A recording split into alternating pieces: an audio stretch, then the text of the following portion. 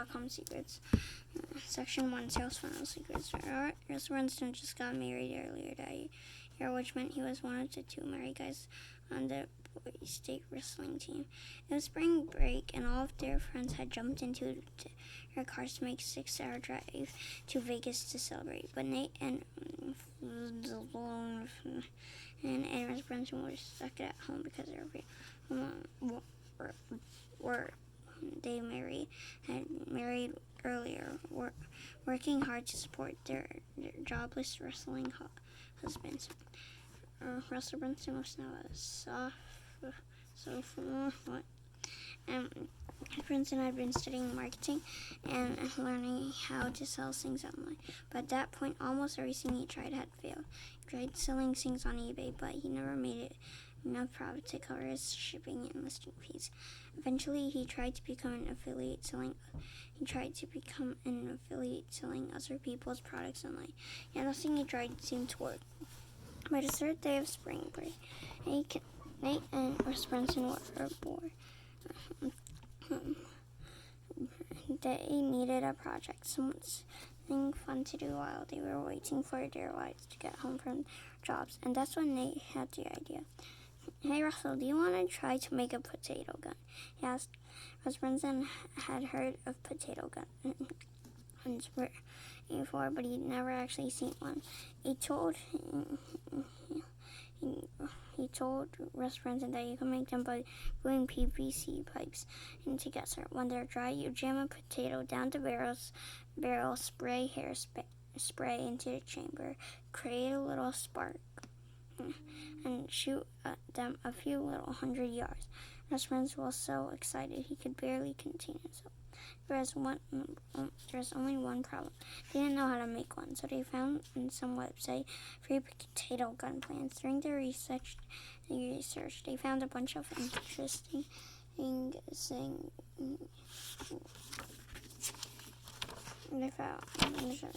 things. They learned that you had to have the correct barrel chamber volume ratio, or your potatoes wouldn't shoot very far. They found out the right propellants to use, the correct pressure for the pipes, and lots of other important details. They also learned how to keep themselves safe, which meant kinds of pipes and propellants would blow up and which ones wouldn't. It didn't take long before they knew a lot about potato guns. Armed with this information, they were ready to make their first gun. They went to Home Depot and bought the things they needed, including pipes, glue, and barbecue igniters. They spent the next few days making the gun, and when it was finished, they found a scheduled location and started shooting it. They had one of the best times of their lives. It was so much fun. They spent the rest of that week making more guns, trying out other plans, and even creating some designs of their own. During that week, they learned more about potato guns than 95% of the world would ever know.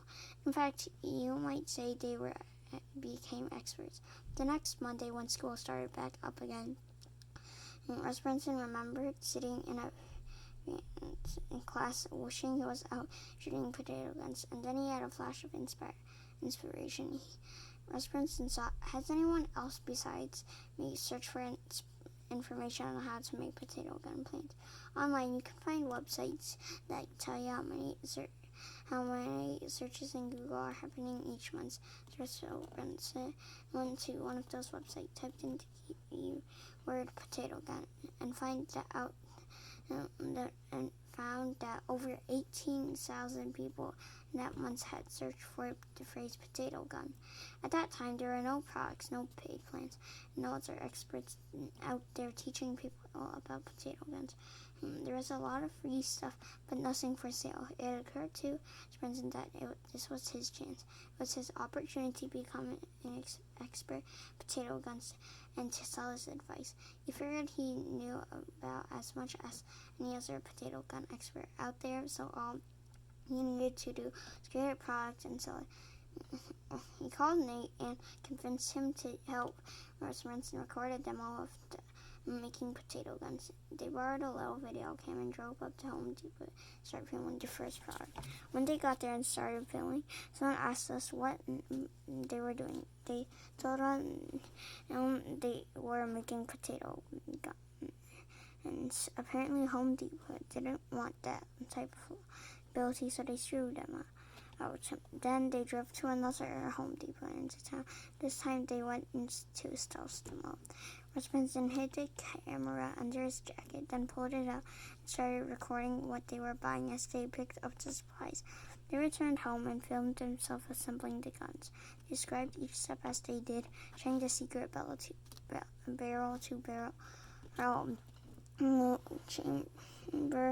volume ratios they discovered, and told them about their favorite propellants and instructed them how to keep them safe. Eventually, they had a video explaining the whole process. Then they turned to their homemade video into a DVD to sell online. Spencer remembers being so excited that he was going to have his own product selling online. They burned a bunch of copies of their new DVD, got his website up, and add to cart button, connected it to a shopping cart, and then went to Google to start buying some ads. At first, it wasn't easy, almost too easy. Russ Benson told Google that anytime someone typed in potato gun or spud gun or potato gun plants to show in his ad, and then they would charge Benson on average about 25 cents every time someone would click on his ad. On an average day, Russ Benson would spend about $10 in ads, and from those $10, Russ Benson would average about one sale of their DVD per day. When you do the quick math, as Russ Benson was averaging about $27 per day in profit from the little potato gun website. Not too bad for a couple of cops. So basically, Russ Benson sold his product online, and so you can sell your products online too. And when you sell your products online, it will spread out faster, because then it's out for everyone, not just only for the people in your neighborhood or town. And this book is made by my mom. It's called A Permanent Subscription. You can buy it on Amazon. It's her story, her mistakes, and her lessons learned.